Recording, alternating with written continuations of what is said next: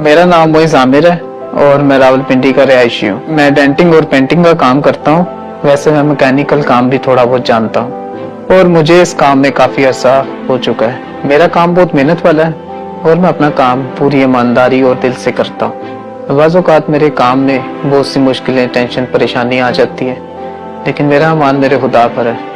मेरा खुदावंद मेरी सारी मुश्किलात हल करता है। ऐसा मैं इसलिए करता हूँ क्योंकि हमारा खुदा हमें वफादार रहने का हुक्म देता है। अक्सर मार्केट में लोग कम पैसों का काम ज्यादा पैसों में करके देते हैं और मेरे कस्टमर्स भी ये जानते हैं कि ये बंदा अपने काम में वफादार और ईमानदार है। कस्टमर्स कहते हैं कि भाई जैसा काम आप करते हैं वैसा काम हमें कोई करके नहीं देता।